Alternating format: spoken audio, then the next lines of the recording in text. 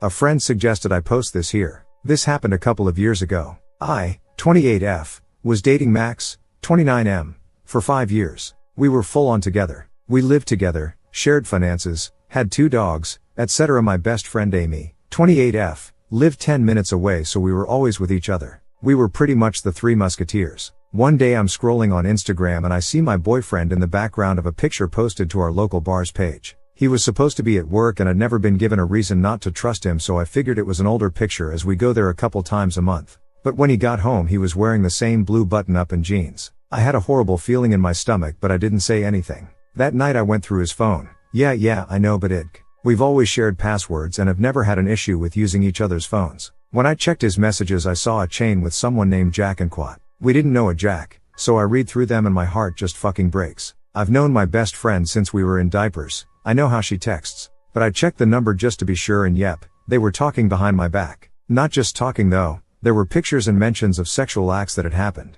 I spent the night crying and sending myself all of the screenshots and everything I could find. By morning, I realized that I can't just confront them. I need to prepare. So I set out to put money aside. I tell him our fridge is broken, so I'm using some of our savings to fix it. We need a plumber for this or a handyman for that. All lies, but I needed a reason to pull money out of the account we both had access to. It took me 2 months, but I was able to pull enough out to put a deposit and pay a couple months in advance on a new app that I found that was closer to work and pet friendly. I was able to slowly move stuff there while he was at work. I told him I was doing some spring cleaning to clear out the clutter. In the meantime I fucked with their heads. I'd mention things about each other that would cause drama, like telling Max that Amy talked about a cute guy from work, or telling Amy that Max mentioned marriage and kids with me. She's infertile due to a childhood illness. The day before I was leaving I set my plan onto motion. I knew where my best friend went for lunch most days of the week, so I watched and waited. When she arrived I went in and pretended I didn't want to throttle her for breaking my trust and my heart. We sat down and chatted and I slyly mentioned sex with Max. In their messages she told him that she didn't want him to sleep with me. Apparently she'd become quite possessive of my BF.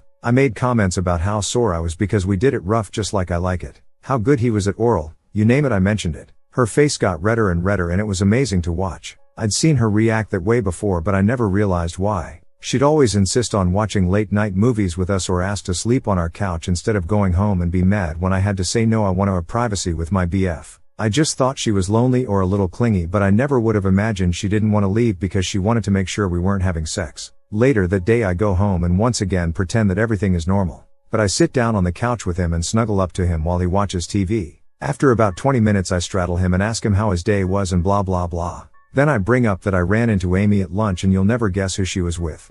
I told him how Amy was with Dave, her real-life coworker that has hung out with us multiple times, and how it's so cute that they're dating now. When I say he froze, I don't think he even breathed. He just sort of muttered, I didn't know she was seeing someone. And quad. So I tell him all about how I caught them kissing, and after Dave left to go back to work Amy told me all about their amazing sex life. And of course I had to add in there that Dave was the first guy to give her a real O and how she's always had to fake it with guys before. I've never seen him look so dejected before. That night I asked that we do a phone-free night, which we do often so that we could be in our own bubble. I could tell that he was a little hesitant, but he turned his phone off and put it in the basket we use for it. We watched a movie and cuddled on the couch, and he stayed as stiff as a board for the majority of it before he relaxed enough to fall asleep on the couch. Once he was out, I grabbed his work phone and sent out a contact list wide email about how I may be in a bad mood for the next couple of weeks because my mistress gave me the clap. Then I changed the passcode on it and turned it off. I knew that he wouldn't turn it on until he got to his work site that was 40 minutes away. As soon as he was out the door I immediately packed my bags, important papers and the dogs and left. I also unscrewed most light bulbs, took the batteries out of the remote, took the router plug in so he wouldn't have Wi-Fi, and cranked the AC up to 80F. When I got to my new place,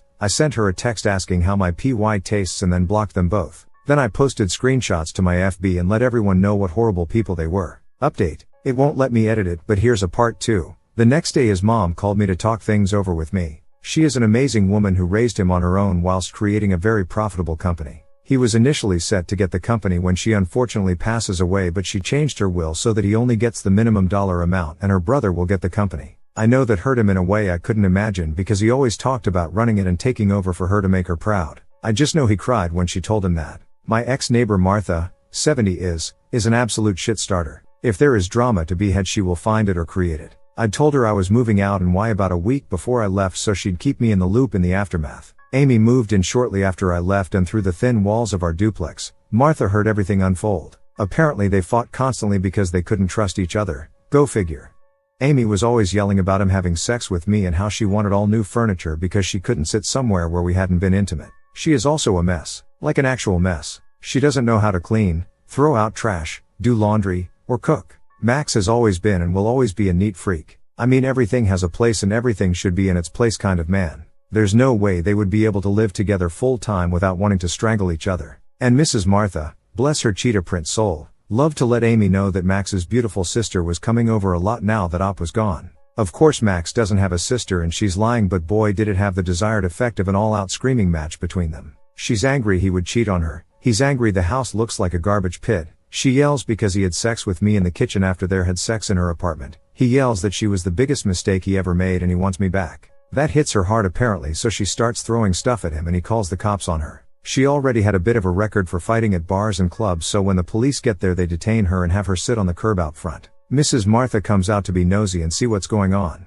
She gives a statement about what she hears, and as they are putting Amy in the back of the squad car she yells out to Amy to not worry because she's sure Max's sister will come over to help clean the house. When I tell y'all I love this woman with all of my heart. Amy freaks the hell out and starts trying to run at Max and is apparently tased and put in the back of a squad car. Max tells her to stop trying to interfere, but of course that means nothing to mighty Mrs. Martha, so she just smiles and goes back into her house. Amy got released a couple days later after making bail and only went back to the duplex a couple of times, both with police escorts, so we think Max took out an order of protection against her. Max has made multiple Facebook pages to message me and apologize, but I blocked them all immediately. He's called my work as well, but thankfully I work remotely and I'd already told my supervisors not to give out any information regarding me or my contact details. I don't have any siblings or family for them to reach out to, so I figured if they'd try to reach me they would do it through my job. I'm not sure what happened with his work emails, though I'm assuming he had a lot of explaining to do to his bosses, co-workers and business connections. When I think about how he had to have that conversation over and over again it makes me smiles. Amy has apparently moved to a new state and doesn't talk with anyone in our old friend group, probably because they all came down on her pretty hard.